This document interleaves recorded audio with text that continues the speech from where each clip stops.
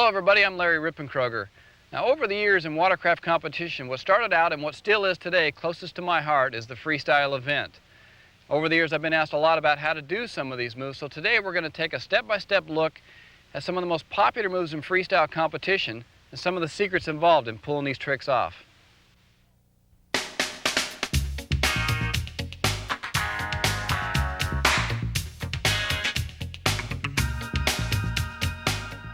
Before we get started, I'd like to take a moment to talk about some of the things you can do to your watercraft that will help the performance of it and make freestyling much easier. First off, what I'd recommend is that you raise the compression of your engine, either by milling the head or installing an aftermarket cylinder head. You want to bring the compression up to about 180, 185 pounds right in that area. That way you can still run pump gas. The next thing I'd recommend is an aftermarket exhaust system. Now with freestyle, you're not really concerned with top end, so you want to go with a system that will give your ski a lot more bottom end and mid-range with a smooth power band. The next thing I'd recommend is a lightweight flywheel, like the Jetnetics aluminum charging flywheel. You want to go with a charging flywheel because it will retain the charging system in your ski. You're going to be using electric bilge pumps. There's a big drain on the battery there, so don't go with a total loss system. Next, I'd recommend a metal flame arrestor as opposed to a K&N system. And the reason for that is with a K&N, they have cloth in the element, and doing a lot of submarines, you take on water, the water gets in the cloth and the material swells up and acts just like a choke. It'll choke your motor off. So you want to go with the like a Jetnetics TFS system. It's all metal, very strong, and when it takes on water, it doesn't swell, it doesn't affect the performance of your engine. Now at that point, if you find that you still want more performance, you can go into porting. But there again, you're not concerned with top end, so a very mild port job is all you're going to need if you still need more performance beyond what I've talked about already. One of the things I've learned over the years, especially with doing submarines and when you're taking on a lot of water, is that water tends to try and find its way into the fuel tank. And the reason for this is the vent line on the tank. The vent line in most watercraft goes up into the handle pole. So to prevent that, or to at least combat this problem, if your ski doesn't already have a large capacity fuel filter installed, install one in the line going into the carburetor. And the other thing that you can do that I found to be very effective is in the vent line itself, I've installed a water catch or water trap. And this is just an old fuel filter system from an early style Kawasaki.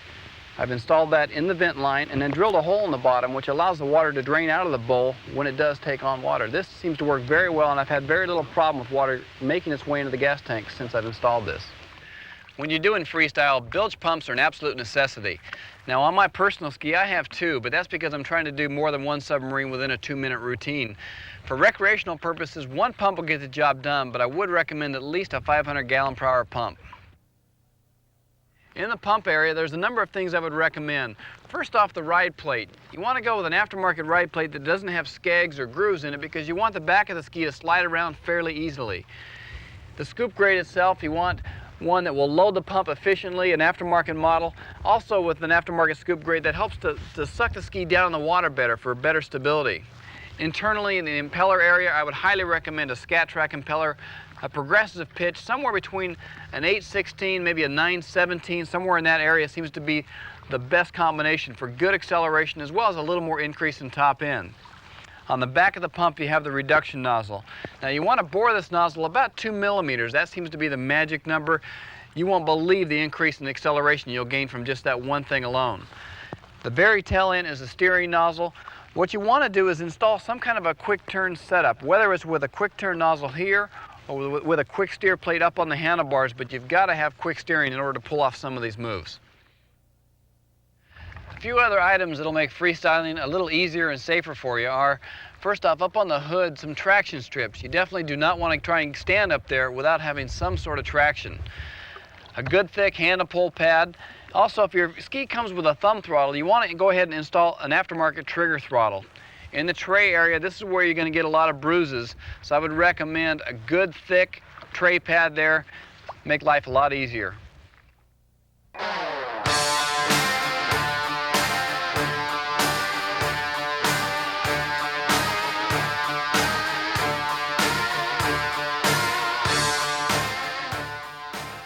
One of the techniques you'll use for a lot of different tricks involves releasing the throttle in order to break the ski loose. Now the reason this works this way is that because when you're on the throttle, the pump is actually sucking the ski down in the water. When you suddenly release it, the ski will raise up out of the water slightly, and you'll break that vacuum, and the ski will break loose just like it's on ice. Now that can be used effectively for a trick like a 180. To do a 180, you approach at a medium pace, begin to shift your weight forward, turn the bars slightly. As the ski begins to initiate its turn, right then you release the throttle. It'll spin around rather quickly, come around on you, and then you begin to slowly get back into the throttle to get out of it. Now there's two ways that is common to exit a 180. One is to drive out of it, and you do that by shifting your weight as far forward as you can possibly get. Now if you're a heavier rider, you may even have to go down on the tray, stick a leg out to get your weight and your center of gravity down low. The other method is to pull it into a tail stand, and you do that by just, as you're sliding backwards, just keep your weight all the way into the back, very easy on the throttle, stick a leg out for stabilization, and the ski will pull right into a tail stand. Now remember, you release the throttle, that breaks the ski loose. As it comes around, you want to go ahead and start to get back on the throttle, but very gently. In fact, that's one of the mistakes that a lot of beginners make initially. They get back on the throttle too hard. When you do that, the ski want to go straight up into the air, so get back on the throttle very gently, just barely over an idle. Either way, whether you're going into a tail stand or whether you're trying to drive out of it, go easy on the throttle. There's two methods that are commonly used to do a 360. One is that with a throttle release method like we just saw with the 180. However, to do that in a 360, it's the same setup. You go in, you weight forward, you lean, you release the throttle to break the ski loose. But to drive out of that into a 360, as soon as the ski has come around, you want to keep the bars turned as far as they'll go pretty much, and use a lot of throttle control. Go easy on the throttle, keep your weight forward. That's very important. Easy on the throttle and pull out into a 360.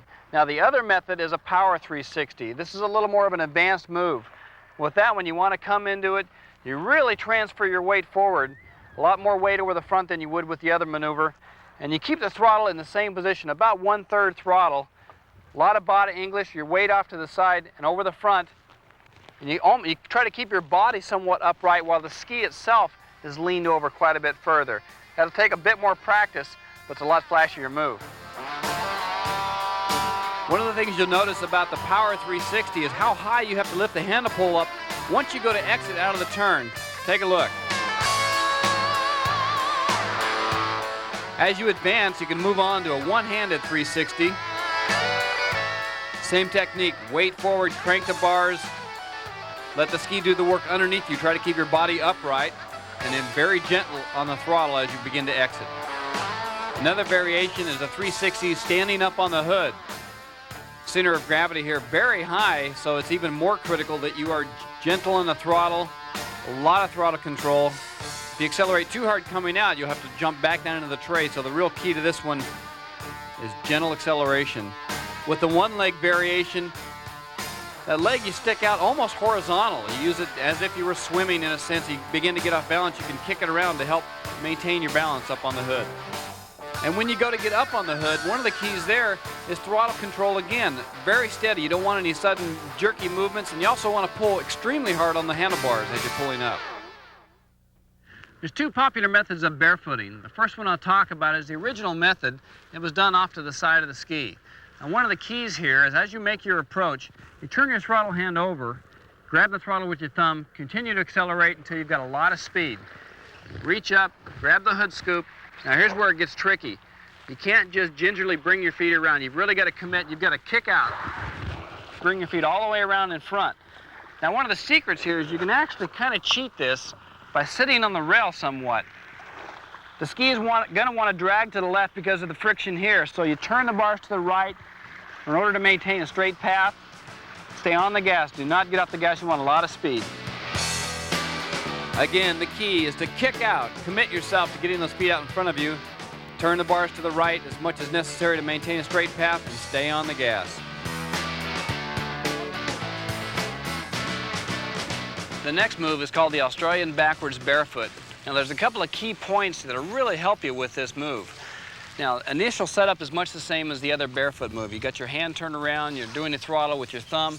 Reach up and grab the hood scoop just to get yourself forward. Now, one of the keys to this, from this point, is you reach down and you grab the rail. That'll help you spin around. You go ahead and make your rotation. Now the next key is you reach up with your left hand, grab the throttle, reach over with your right, grab the left handlebar. Now here's the biggest key. You've got your feet out in front, you plant them in the water, continue pushing down until you've got good drag there, and then arch your back. And when you do that, that's what'll bring the handle pull up. Kind of squeeze it with your knees. You've got your feet out in front of you. Don't attempt to yank on the handle pull. Again, the key is arching your back. That's what'll bring the handle pull up. As with all these tricks, you want to make sure you've got plenty of room. Reverse your hand, grab that rail, turn around, take a quick look over your shoulder, plant the feet, arch your back to pull up the handle pull. As you begin to go upright, arching your back, the key there is how much pressure you put down on your feet. The more pressure you put, the more upright you'll go. And a flashy way to exit this move is with a 180. The secret here is that right foot. Slip it over the top of the handle pull bracket, crank the bars, let off the gas, snap it around, and rotate yourself back into the tray, and then drive out of it clean.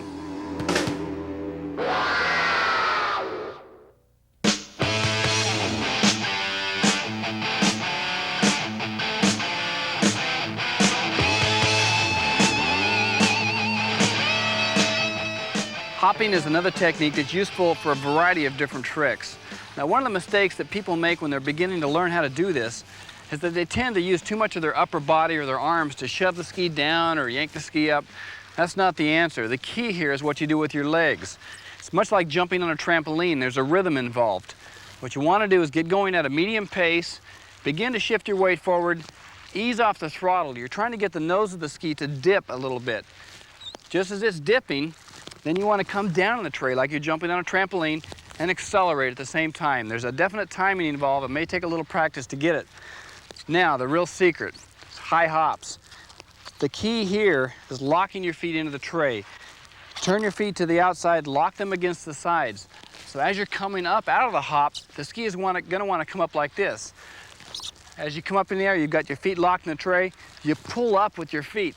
That pulls the back of the ski up. That's what gives you the height. Also, when you're doing 180 nose stabs, you can use your body and your feet to pull the back of the ski around when it's in the air. One of the things I've found that really lends an advantage to locking your feet into the tray is adding some material to the side panels here. That allows you to get your feet underneath it, wedge them in nice and tight. That way you can pull much harder to get the back of the ski up into the air, whether it's doing submarines or 180 nose stabs. You have a lot more control that way. Rhythm is the key here. Getting that timing involved, like jumping on a trampoline. Also throttle control, shifting that weight forward, easing up the throttle for a millisecond just to get the front down, and then nailing the throttle and stomping down with your legs. There is a certain amount of effort involved with the upper body, but the majority of it all comes in the legs.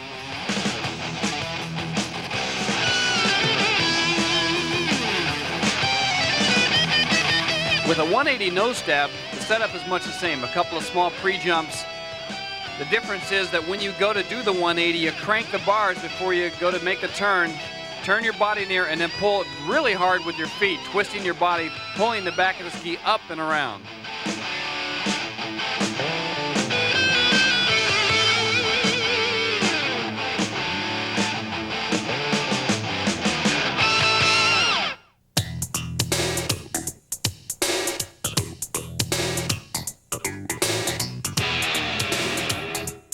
There's a couple of real keys when it comes to doing tail stands and tail spins. One of the things that I found that's very helpful is as you go into a tail stand, I take my left leg and I get it out of the tray. I keep my right foot in right at the back of the tray, but I keep my left foot out. And I use that as a stabilizer. If the ski starts to fall one way or the other, I kick my foot around, and much like you're swimming in a sense, between that and the steering, you can keep the ski upright.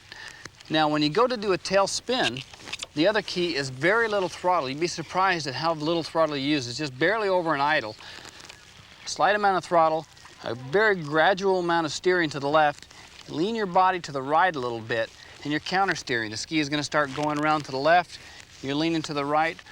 Around you go, and you'll find that magic point where it really starts zinging around. To get out of it, just crank the bars hard to the left, a lot of throttle, and you'll drive right out. setting up for a tail stand. This may be a little more difficult for the women who are much lighter than the men in many cases. You have to have a certain amount of weight in order to get the back of the ski to sink down.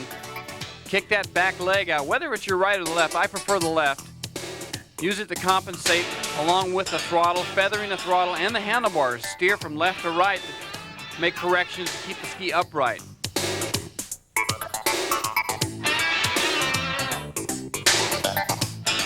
Going into the tail spin,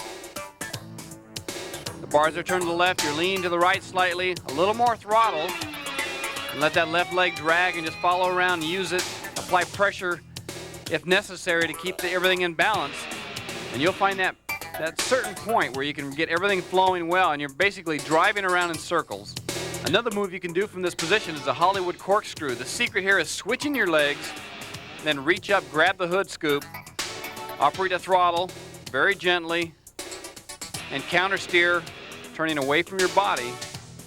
One of the secrets here is very gentle on the throttle, a lot of throttle control.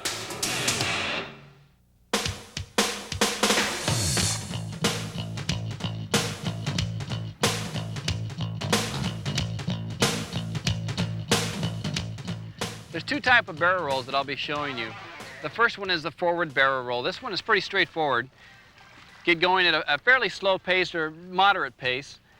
Reach down, grab the rail with your left hand. Now this is real important that you really hang on to this rail, because what's going to happen, you're going to turn the bars to the left and lean to the outside. He's going to start making a turn and then you're going to catch. It's going to high side and try and throw you out of the tray, so you've really got to hang on tight to that rail. The ski will go upside down. Now one of the keys is you only have to get the ski to go past the halfway point, past 180 degrees. Once it's beyond that, you get on the throttle and turn the bars when you're underwater. The pump will catch and you can drive right out. So it's really not necessary to get it to roll all the way over on your own. The pump will do a lot of the work for you. I really want to emphasize how important it is to hang onto that rail as the ski begins to catch its edge.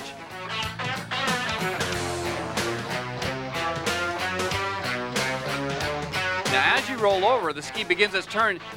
It gets halfway around, you twist your body, kick your legs, whatever it takes to get it past that 180 point. That's when you nail the throttle and it'll blast you all the way out of it. The second barrel roll is one that I came up with. It's a backwards barrel roll with an underwater reverse. This is a position you need to get into in order to execute this maneuver. Now there's two ways that are commonly used to get into that position. One is coming from the backwards barefoot. You're already here. You back off the gas for a second, kick your feet up into the tray, and get back on the gas to keep your speed up. The other method is from the regular riding position. You get going at a medium pace, let off the gas, spin around in the tray, sit down, grab the throttle again very quickly. You want to keep your speed up. Once you're into this position, slow your speed down to maybe just 1/8 of a throttle, almost just above plane. Reach down, grab the rail again very tight, crank the bars all the way to the left as you're giving it throttle, then back off the gas to break it loose, lean to the outside, the ski will catch, over you'll go. Now once you're underwater, you want to take your left foot, get it up out of the tray, which will be pretty easy because you're already underwater.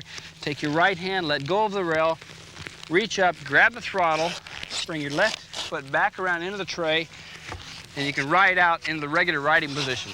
It's an impressive trick.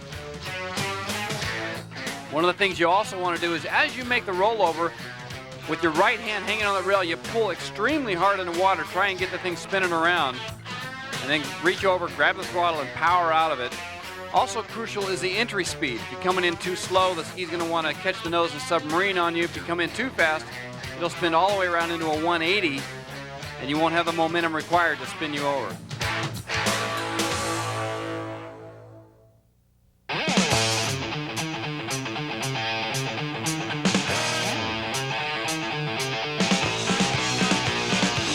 One of the most popular tricks in freestyling is, of course, the submarine. Now, a lot of the things that you've learned already, you apply when it comes to doing a submarine. Just like a hop, you're going along, you're shifting your weight forward, you're easing off the gas, you come down, you accelerate, ski starts coming up into the air. Again, the real key is having your feet locked into the tray against the sides. The ski's up in the air, your weight is forward, you start pulling up with your feet. That pulls the back of the ski up. You continue pulling, This is where it takes some practice to learn how hard to pull to get that angle. As the ski is starting to come down toward the water, I start pushing away with my arms. That way you don't get that big impact into the handle pull. Your feet are up, you start pushing away with your body. As you enter the water, put your head down so you don't get that impact directly into the face. Underwater you go. When you're underwater now, what you can do to control that is stick that back leg out again. It's okay to do that when you're underwater. Go easy on the throttle, no more than about a quarter throttle. Anything more than that tends to use up all the air in the engine compartment. So about a quarter throttle underwater, ride it back out. As soon as you break the surface, you can get back on the gas and ride it out. Again, make sure you lock your feet into the tray, a little pre-bounce, and then pull up on the back of the ski. And it may take some practice to figure out how hard to pull to get the proper angle. But you yank up on the back of the ski, push away a little bit on the nose, keep your face down. And then when you're underwater, if you begin to get a little off balance, stick that leg out, use some throttle control, twist it, and as you break the surface, then you can get back on full throttle. Another type of submarine is the inverted submarine. With this, the trick here is you start off with a gentle turn of the bars to the right and then crank it to the left and yank up with your feet while twisting your body, try and get that back of the ski up and around, almost over your head. Commit your body, go to the left. As you're into the water, same thing, throttle control, drive out of it. But again, the key is that cranking of the bars to the left and rolling your body over as if you're trying to throw your body underneath the ski.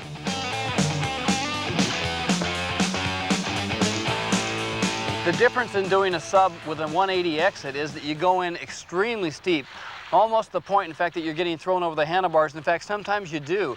And that's okay. If you're going in really steep and you're getting thrown over the handlebars, kick your feet out of the tray, both feet, and turn the bars all the way to the left, and the ski will actually drive itself back around underneath you, and you'll end up right back in the tray and make it look like you planned the whole thing. Another variation of the submarine is the power sub. This is a very popular move. And the key to this is the committing of your body. With your weight forward, you start leaning to the left, and in fact, if you didn't turn the bars, you would simply fall into the water. So you lean to the left, crank the bars to the left, get the nose to dig in a little bit, and then nail the throttle. As soon as you go underwater, though, you want to ease up on the throttle, back down to about a quarter.